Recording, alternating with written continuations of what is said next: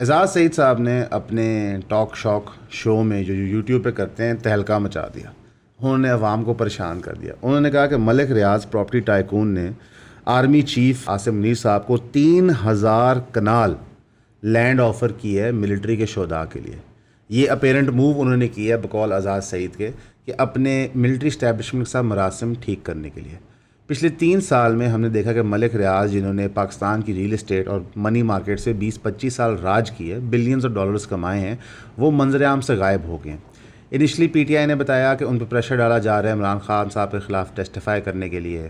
کئی لوگ کہتے تھے کہ وہ اپنی مرضی سے دبئی گئے ہوئے ہیں. انہوں نے اس دوران دبئی میں پروجیکٹس بھی لانچ کیے، اس کے اوپر کریک ڈاؤن بھی ہوا، دبئی کی رائل فیملی اور گورنمنٹ سے مراسم بھی قائم کیے. لیکن اب وہ نارملائزیشن چاہ رہے ہیں with field marshal Asim Munir. بحریہ ٹاؤن کی جو سچویشن آن گراؤنڈ ہے وہ فلڈ ود پرابلمس ہے.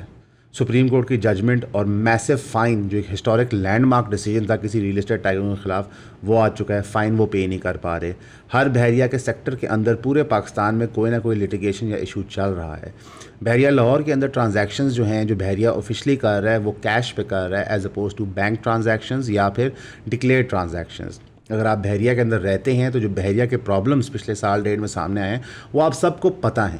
تو اپیرنٹلی اس کو ریکٹیفائی کرنے کے لیے اعزاز سعید صاحب نے بتایا کہ اب یہ ڈیل کی جا رہی ہے. انہوں نے کہا جو پہلا خط لکھا گیا آرمی چیف کو وہ 3 جون کا تھا، 3 جون کا تھا، اور اس خط کے اندر یہی ریکویسٹ تھی کہ نارملائزیشن کی جائے بحریہ ٹاؤن کے ساتھ. اس خط کے بعد naan bailable arrest warrant issue ہوئے تھے ملک ریاض صاحب اور ان کے بیٹے کے. اور اب جو دوسرا خط ہے جو غالباً بتایا جا رہا ہے 12 اور 13 کے درمیان لکھا گیا ہے، اس کے اندر یہ 3000 کنال کی پیشکش ہے.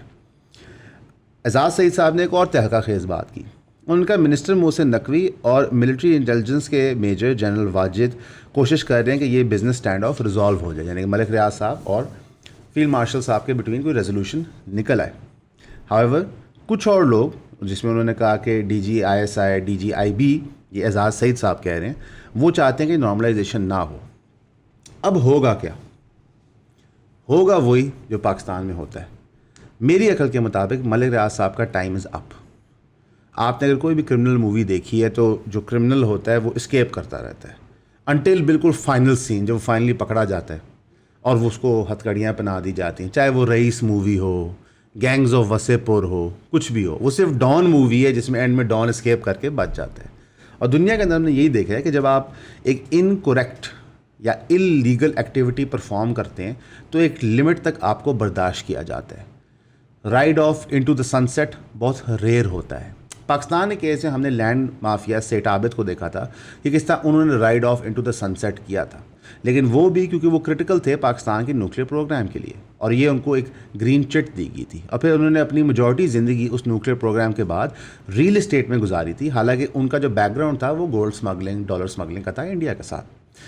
ملک ریاض صاحب آن دی ادر ہینڈ انہوں نے پہلے دن سے کیا ہی ریل اسٹیٹ کا کام ہے اور اس کے اندر بے پناہ ایشوز اور پرابلمز ہیں. شاملات کی زمین ہو، فارسٹ کی زمین ہو، ڈپارٹمنٹس کی زمین ہو، گاؤں زبردستی خالی کرانا ہو، مرڈر کے ایلیگیشن ہیں، بے پناہ ایلیگیشنز ہیں ان کے اوپر. ایفیڈرین کیس میں ان کا نام آتا ہے. اب ان کی گوس کوکٹ لگتی ہے. اور اعزاز سعید کا یہ خبر بریک کرنے سے اور یہ لیٹر منظر عام پہ آنے سے اور لوگوں نے بھی رپورٹ کیا اعزاز سعید کے علاوہ. اٹس ناٹ اونلی جسٹ اعزاز سعید. میرا نہیں خیال کہ فیلڈ مارشل عاصم منیر کوئی بھی قسم کی ریلیف پوائنٹ بحریہ کے لیے کریٹ کریں گے. بحریہ کو ایک مثال بنانی چاہیے عبرت کی، تاکہ کوئی اور ڈیولپر یا بزنس مین دوبارہ یہ حرکت نہ کرے. ہاں، جو بحریہ کے اندر لوگ رہتے ہیں سرکار کو ان کے لیے کوئی کمیٹی بنانی چاہیے نارملائزیشن کے لیے، جہاں پہ بحریہ کو سرکاری ایمبٹ میں لایا جائے تاکہ ان لاکھوں لوگوں کی زندگیاں تباہ نہ ہوں. لیکن بحریہ ایک ایسی چیز تھی جو بلون کر کے آؤٹ آف کنٹرول ہوگی. پیر پہ کٹ لگا، ہم نے دھیان نہیں کیا. کٹ گہرا ہو گیا، بڑا ہو گیا، ہم نے دھیان نہیں کیا. کٹ میں پس پڑ گئی، ہم نے دھیان نہیں کیا. کرتے کرتے کٹ اتنا بڑا ہو گیا کہ ٹانگ میں گینگرین ہو گیا. اب موت سے پہلے وہ ٹانگ کاٹنی پڑے گی، ورنہ یہ انسان کی فوت ہونے کی وجہ بن جاتی ہے. This is Bahria Town. This is the dream that Bahria Town sold. Bahria Town ایک مثال ہونی چاہیے ہر ڈیولپر کے لیے of what not to do. This is not the way to operate. دیکھتے ہیں ڈیولپنگ سٹوری ہے، اس میں کیا بنتا ہے، لیکن میں سمجھتا ہوں کہ یہ بڑی انٹرسٹنگ ٹرن آف ایونٹس ہو رہے ہیں. اور جس قسم کی اوپنلی بریزنلی بتایا جا رہا ہے کہ 3000 کنال ہم دے دیں گے شہداء کے لیے، it's just a weird form of bribery. I don't think the military establishment will go for it. I don't think ان کو جانا چاہیے because Malik Riaz is a criminal through and through. بہرحال دیکھتے ہیں کیا ہوتا ہے. میرے اور آپ کے کہنے یا سننے سے کیا فرق پڑتا ہے؟ نہ میرے اور آپ کے منع کرنے سے بحریہ چھوٹا ہوگا یا بڑا ہوگا, نہ میرے اور آپ کے کہنے یا منع کرنے سے ملٹری اسٹیبلشمنٹ کے ساتھ کوئی سمجھوتا کرے گی. انٹرسٹنگ انف جیسی ریزرو سیٹ کا کیس آیا تو ای سی پی نے ڈیموکریسی کے ویلز چلا دیے. اب پورے پاکستان میں سینٹ کے الیکشن ہو گئے تھے سوائے کے پی میں.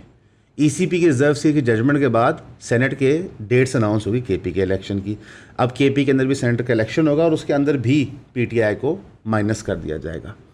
جوڈیشل کمیشن آف پاکستان نے ریجیکٹ کر دی ہے اپنی پروسیڈنگس پبلک بنانے کی. یہ ایک نارمل پریکٹس تھی قاضی فائز عیسیٰ صاحب کے ٹینیور کے اندر, اور جب جسٹس منصور علی شاہ نے کہا کہ جناب آپ اس کو اوپن کریں ساروں کے لیے تاکہ لوگ دیکھ سکیں اس میں ہو کیا رہا ہے, تو اب ان کی ججمنٹ آ گئی. انہوں نے کہا کہ ہم ریفیوز کرتے ہیں کہ جوڈیشل کمیشن آف پاکستان جو ڈیسیجنز لے رہا ہے, جو آرگومنٹس لے رہا ہے, وہ پبلک کی جائیں. Not very surprising. اس کی وجہ یہ ہے کہ پاکستان کی جو جوڈیشری ہے وہ اپنے آپ کو سیکریسی میں رکھنا چاہ رہی ہے about the moves that they are making, the appointments that they are making. وہ صرف منظر عام پہ تب آتے ہیں جب کوئی کی مارکی ڈیسیجن ہوتا ہے. اس کے پیچھے حکمت یہ بتائی جاتی ہے کہ ججز کو پروٹیکشن کی ضرورت ہے بیکاز انہوں نے ڈیفیکلٹ ڈیسیجنز لینے ہوتے ہیں. لیکن مجھے اور آپ کو پتہ ہے کہ یہ اصل وجہ نہیں ہے.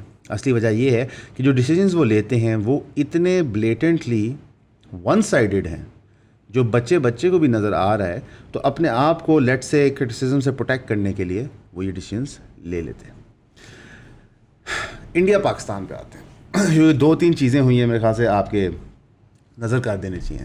بلاول بھٹو نے کہا ہے کہ اگر انڈیا ہمارے ساتھ کوآپریٹ کرتا ہے, نارملائزیشن کرتا ہے, so we are open to the idea کہ ہم ایکسٹراڈائٹ کر دیں گے ان انڈیویجولس کو جو کو انڈیا سے کنسرن ہے. اس میں کیا مطلب ہو سکتا ہے؟ از ہی ٹاکنگ اباؤٹ ٹیررسٹ یہاں پہ جو پوٹینشلی ایگزسٹ کر سکتے ہیں جن کو انڈیا سے تحفظ ہے, لائک حافظ سعید, جیش محمد کے leader Masood Azhar. Is he talking about Dawood Ibrahim, اگر وہ پاکستان میں ہیں یا نہیں ہیں؟ But this kind of normalisation between nation states is necessary. Pakistan نے کافی عرصہ پہلے جب ایف اے ٹی ایف سے نکلنا تھا تو نان اسٹیٹ ایکٹرز کی پشت پناہی چھوڑ دی تھی. ہاؤیور کیا یہ جسچر رسپونڈ ان کائنڈ ہوگا انڈیا کی طرف سے؟ بیکاز ہمیں پتہ ہے کہ بی ایل اے کے بہت سارے دہشت گرد انڈیا میں جا کے ٹریٹمنٹس کرواتے رہے ہیں, فرضی پاسپورٹس ان کے بنتے رہے ہیں, وہاں پہ ٹریننگز لیتے رہے ہیں. So it's a 2-way street. تو میرے خیال سے بلاول بھٹو صاحب کو یہ بات کرنی چاہیے تھی کہ اٹس اے 2-way اسٹریٹ.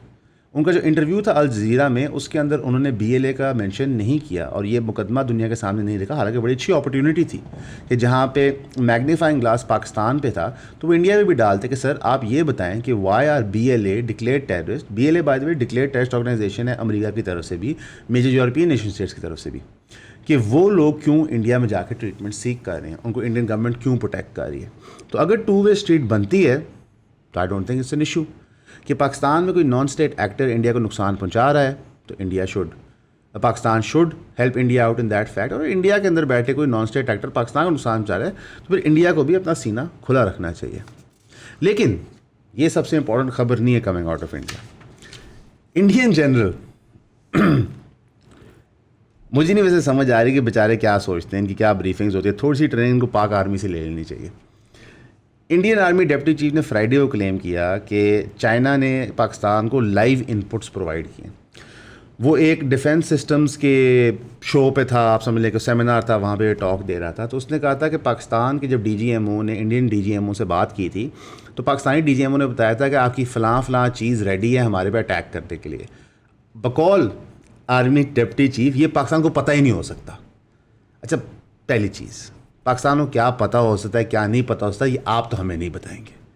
میں آپ کے رافیل بھی گرا دے, آپ کے انٹیلیجنس بھی خراب کر دیا, آپ کو جنگ بھی ہرا دی, تو یہ تو آپ ہمیں نہیں بتا سکتے. ہاں ہم آپ کو بتا سکتے ہیں کیونکہ ہم نے آپ کو ہرایا. بہرحال ان کا یہ پاکستان کو پتہ ہی نہیں ہو سکتا تھا, یہ ٹوٹل چائنا نے ان کو بتایا. تو ٹیکنیکلی انڈیا نے 2 ملکوں کے خلاف جنگ لڑی ہے.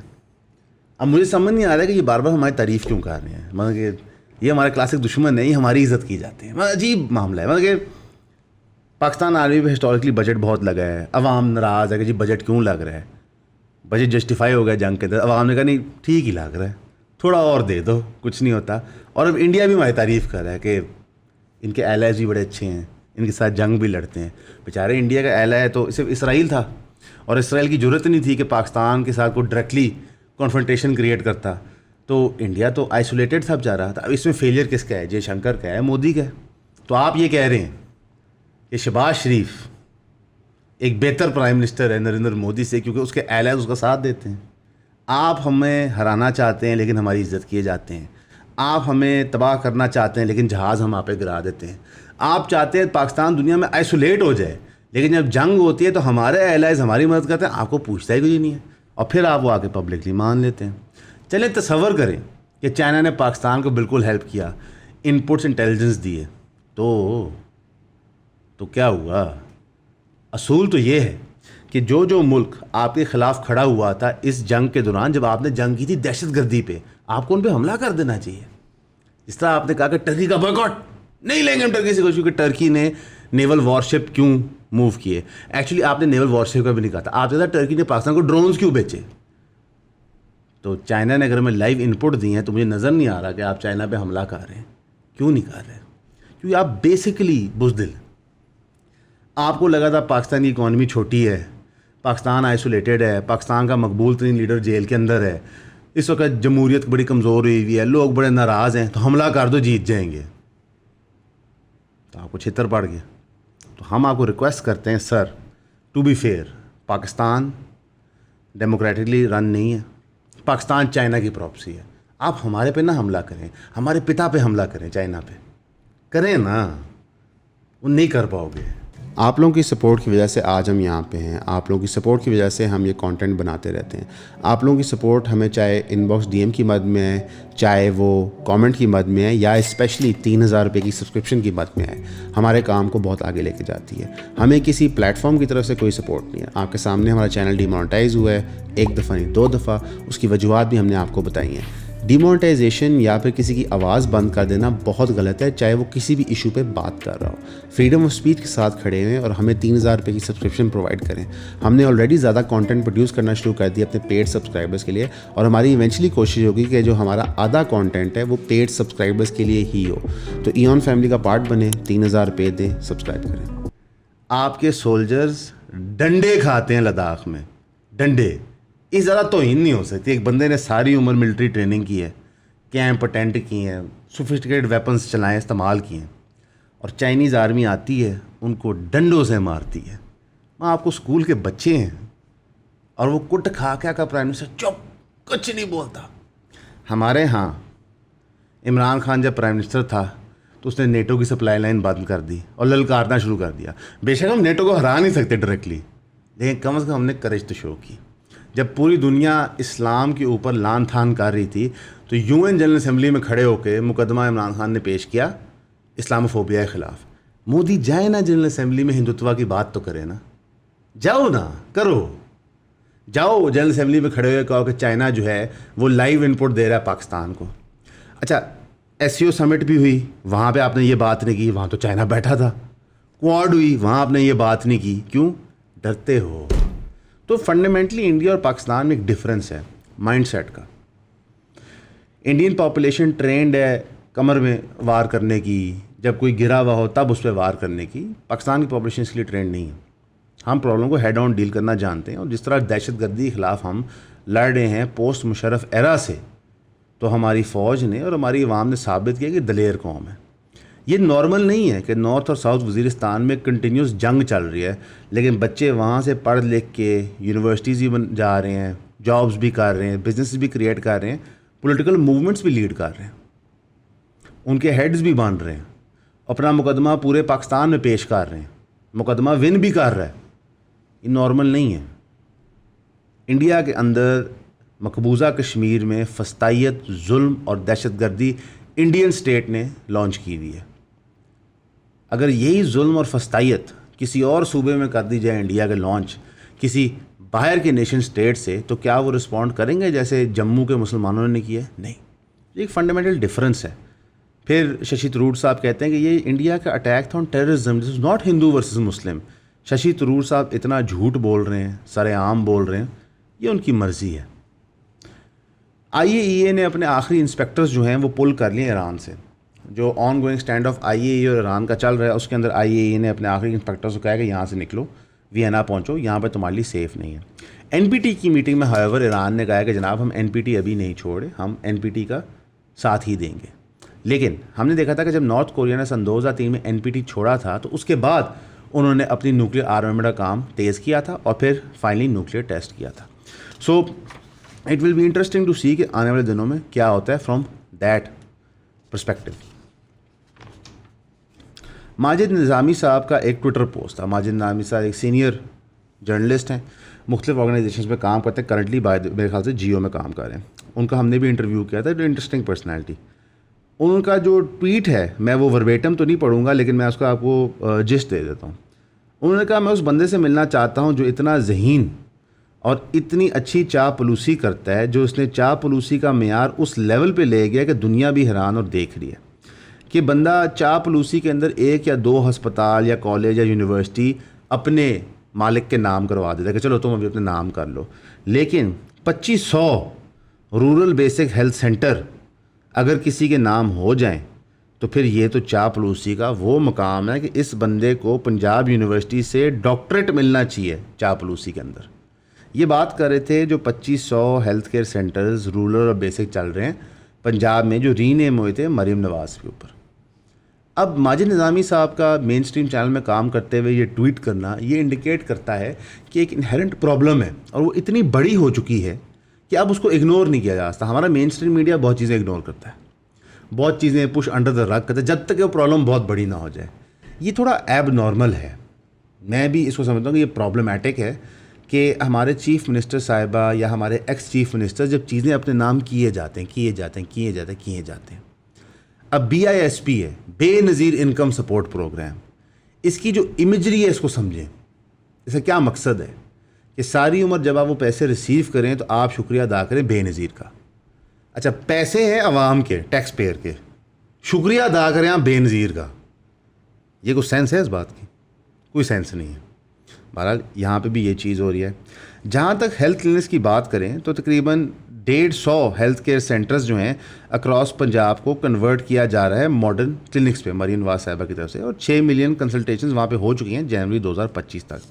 جو 2500 rural basic health care system تھے وہ مریم صاحبہ نے بنائے نہیں تھے, وہ existing health care system take over کیے تھے, اور ان کو ضرور اپ گریڈ کیا گیا ہے, اس میں کوئی شک نہیں ہے, بہت ساروں کو اپ گریڈ کیا گیا ہے.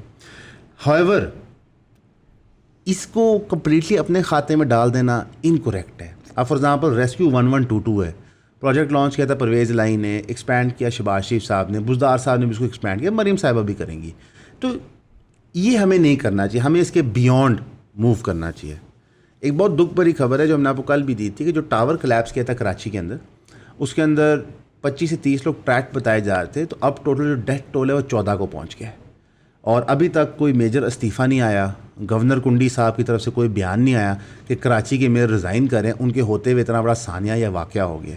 اور یہ واقعہ اگین کمپلیٹلی اوائڈیبل تھا اگر کراچی ڈیولپمنٹ اتھارٹی کے جو نیچے لوگ ہیں وہ اپنا کام کر رہے ہوتے. فائنانس منسٹری نے نوٹیفیکیشن جاری کر دیا 10% pay raise for government employees, اور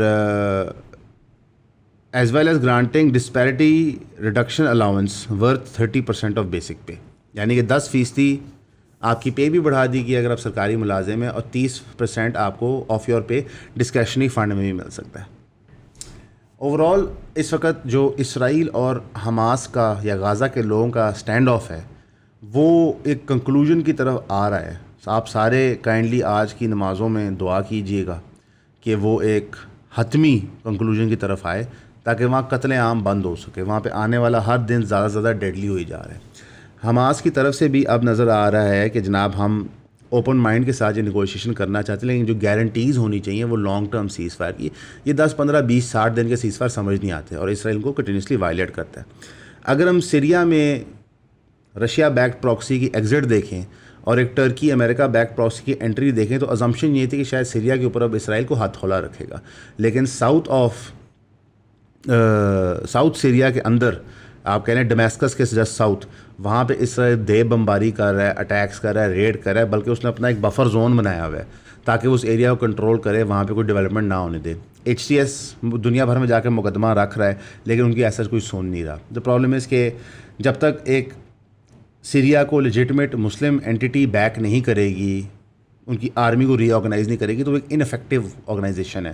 انہیڈلی 50 کے قریب ڈفرینٹ سیرین یونٹس اکٹھے ہو کے HTS بناتے ہیں, تو جو جولانی ہیں ان کو ہر وقت یہ پتہ ہوتا ہے کہ میں نے ان سب کو اپیز کر کے رکھنا ہے. تو وہ بہت ایک عجیب سی ٹینوس سی سچویشن ہے, اور میں اس کو پرسنلی نہیں دیکھا زیادہ لانگ لاسٹنگ.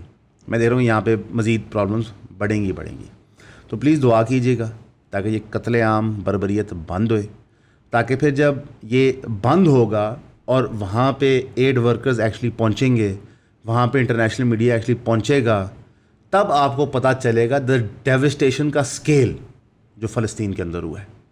عموماً پوسٹ وار سچائیاں سامنے آتی ہیں، جس طرح پوسٹ افغانستان وار سچائیاں باہر آئیں، پوسٹ عراق وار سچائیاں باہر آئیں۔ عراق وار کی تو اٹراسٹیز آج UK کے اندر انکور ہو رہی ہیں، تو یہ جس دن سیز فائر ہوگا تو اس کے بعد جو آپ کو کہانیاں پتہ چلنی ہیں وہ اور بھی زیادہ خوفناک ہوں گی۔